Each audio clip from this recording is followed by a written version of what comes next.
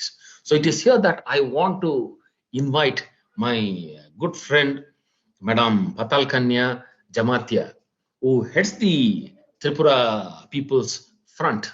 So Tripura is a small state in the northeastern parts of India. So here, once they joined India in the year 1947, after the instrument of accession was signed. So they were about 85% of the population when they joined India.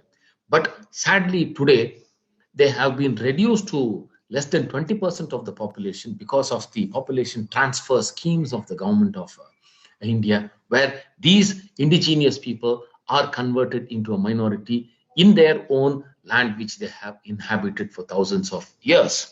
So PATAL KANYA JAMATIA is championing the cause of the right to equality of the Tripuri people, and I had a chance to interact with these people and be there on the International Human Rights Day on the 10th of December 1919, a couple of months before the setting of the pandemic. She's a very, very inspired person, a leader, mass leader. I have seen her working with people. It's my privilege to welcome my sister PATAL KANYA JAMATIA and request her to speak. And then I have already reminded the speakers, you have 7 minutes to complete your presentations because we always have a constraint for time. So kindly keep up to the time limits or I have to intervene. So kindly don't allow me to intervene and cut short whatever you have to state. So confine yourselves to just 7 minutes. And the first speaker, who I presume is not a minority here, because I want to give her the privilege of addressing us first. So over to Ms. PATAL KANYA JAMATIA. Thank you.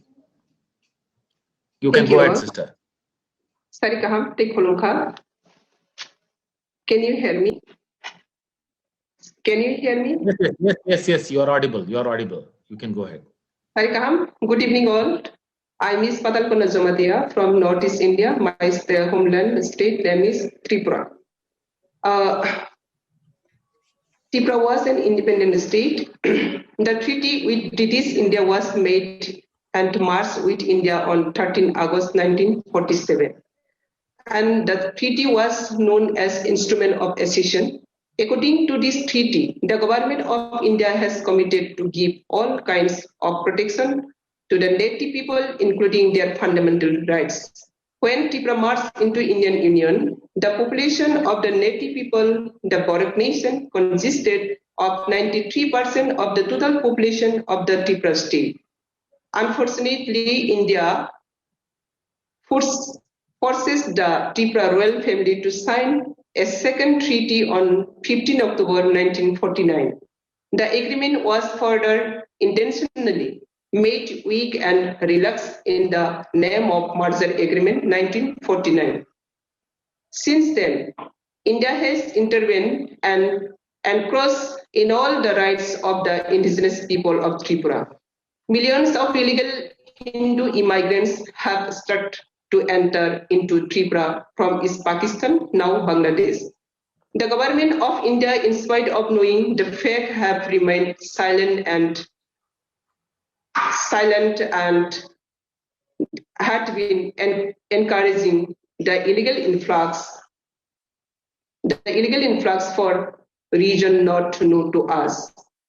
Even after the formation of Bangladesh in 1971, the India government have been allowing to enter Tripura continuously at faster pace, due to which after 7 years, the indigenous people have become a minority in their own ancestral homeland. To this sadly, the native people are below 20% and our 20% and our democratic or our administrative and our economic and snares away. Now, presently, we the indigenous people have become so helpless that indigenous people are scared to fight for their fundamental rights. The unofficially population of Tripura is above 50 lakhs, and the Aboriginal people of Tripura in only 8 lakhs.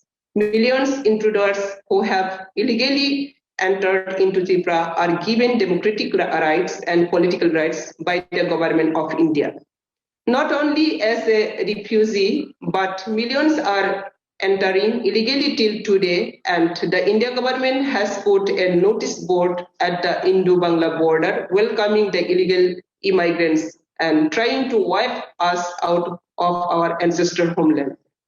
Today, as the majority of the population are Hindu Bangladeshis, they have snatched away all our political rights, administrative rights, and our socio-economic rights. Now, out of the total 60 assembly seats, 40 seats are for the illegal intruders, and only 20 seats are reserved for the indigenous people by name of ST category.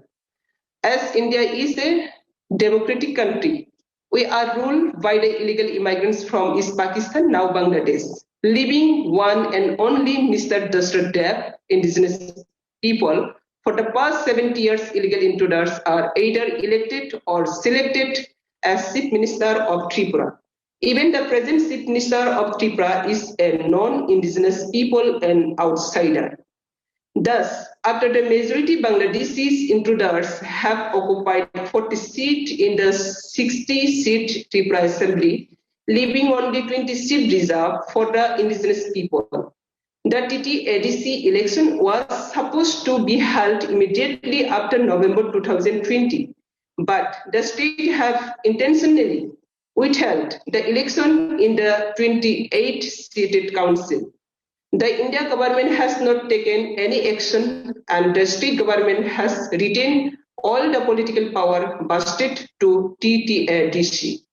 After taking complete political power in the whole of the Tripura, the daily intruders, outsider in Paralis continue to carry out bloodshed. There have been a number of major riots between the indigenous people and the illegal immigrants in 1980, 2020. And many minor riots. Numerous indigenous people have been killed, but no official record are maintained. There have been uncountable rape of indigenous women and girls, but there is no any single justice till today. Not only that, in 2018, the student organization have protested against the CAA bill 2016.